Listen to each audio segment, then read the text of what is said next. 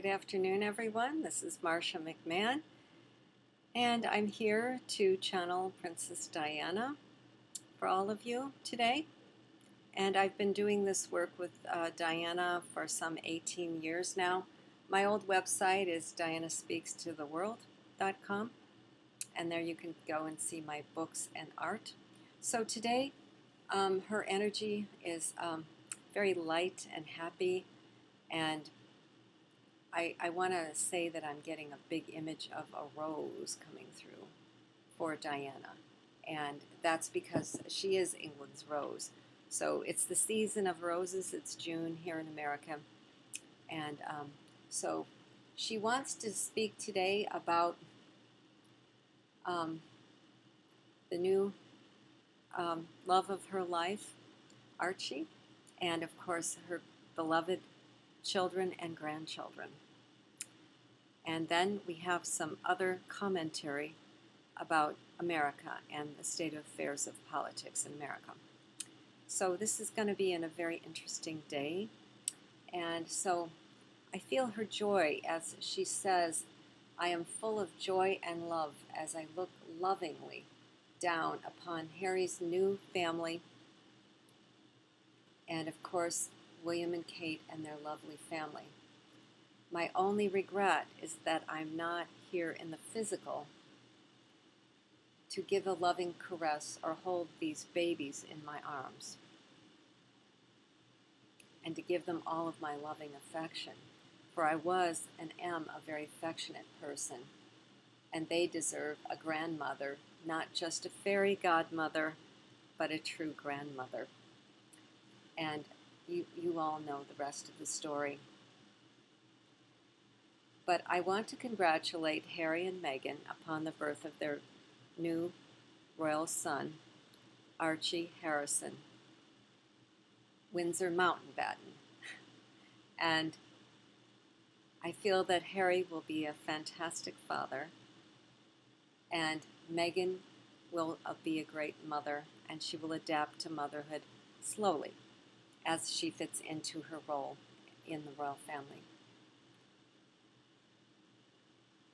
I've said a little bit in my previous messages with you all that because of their liberal points of view and they're not wanting to discipline the child in the way that the royal family is used to, such as sending the child away to boarding school as such, it may well be in the child's life that Meghan and Harry will probably become best friends of Archie. I think that's so funny, and it's cute the way she describes it because she was such a loving parent, as you all know, and she still adores her sons with great love, and sends on her great love to William, Kate, and their three cherubs, George and Charlotte, and of course Louis. And she goes on to say, "I'm really proud of the transformation of the monarchy, that both Harry and William and the way the Queen and Philip have received Meghan into the royal family, as well as Charles and Camilla. As for Camilla, I never cared for her, but with Charles, he is a loving grandparent, and I'm very pleased for him. I would say that some in the royal family do not like Meghan, and it's possibly a racial issue or an American-British issue, and I'm not speaking of the direct family, but of the distant relatives and cousins. But I'm very proud of the new parents, and I wish them all my love and the very best for this beautiful baby boy, Archie, who I'm looking over with a great love and care." I want to come in now and give a message briefly on the state of affairs with America and, of course, the world, and on President Trump and his corruption and his cronies that he's put in key positions in American departments to keep the knowledge of his banking fraud, she says, from the American public. President Trump is quite the conniver, And the cover-up, I would like to say that it is a cover-up and it will be revealed. But he will do everything in his power to stonewall the investigation of his finances, which prove banking fraud, which I've said for years. And as well, it proves his obstruction of justice by the public firing of James Comey and the thinking about firing Mueller. It is already publicly evident that he will not approve or let Mueller testify before Congress because that would expose everything. But it's probable that Mueller will come to the stand anyway to testify to Congress. And I also feel that Barr will be disbarred in time. Criminal actions must be addressed in your democracy by the separation of powers, just as we have in Britain.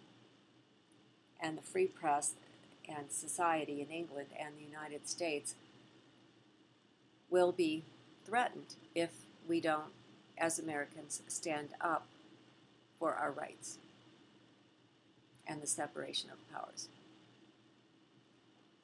And she goes on to say that Trump will succeed in turning America into a dictatorship, which is what he wants, if he can control more parts of the government than what he's entitled to control.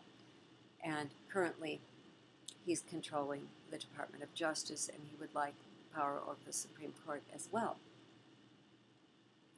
And he would like them to rule in his favor as well, if it gets that far. And the public, she says, need to be aware of the Mueller report in the fullness of the sense of the report. And the Speaker of the House, Pelosi, is in error that she needs to come around to the idea of impeachment.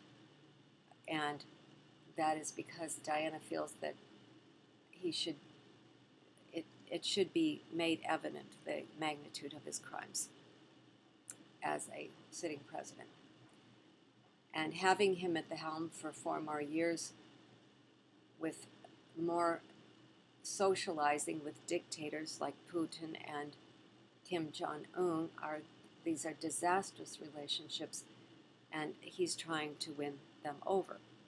And he will not be successful in winning these corrupt and evil dictators over to his way of thinking.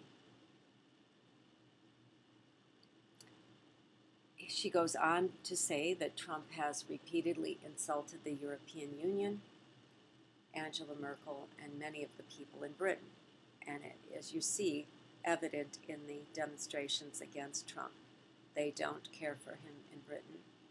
He misbehaved once with the Queen with lack of manners, but he's doing better the second time around.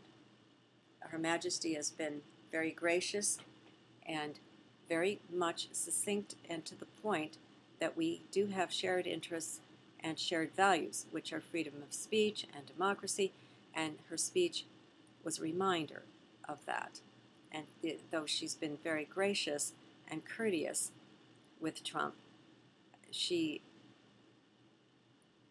was emphasizing the need for him to recognize the freedoms that we cherish and to keep it going in that direction.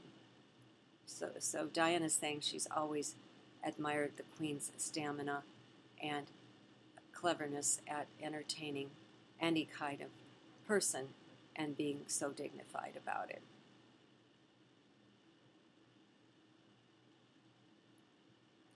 And she further says that she's used to people not understanding the royal protocol, and she honestly has been very gracious and really knows how to read people.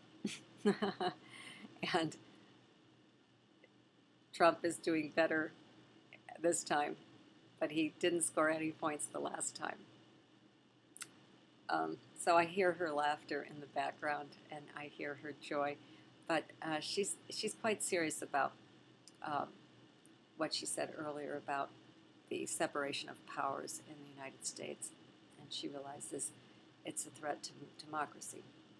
So then she concludes her remarks today. Diana's saying that she's really sorry she can't be on the earth plane. I'm very sorry I can't be on the earth plane to be with my grandchildren and my children at such important junctures in their life, with the births of these new children who are going to continue to transform the monarchy into a vehicle of light.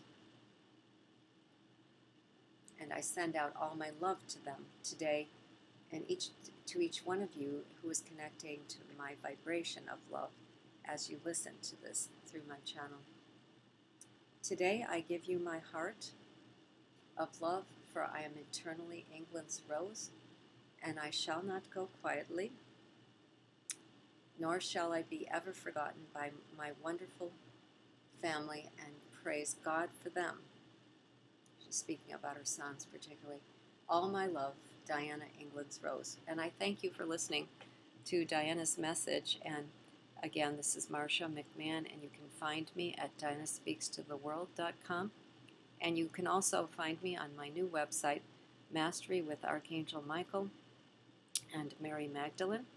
And there you will find messages from Mary Magdalene, Mother Mary, and Archangel Michael, amongst many others.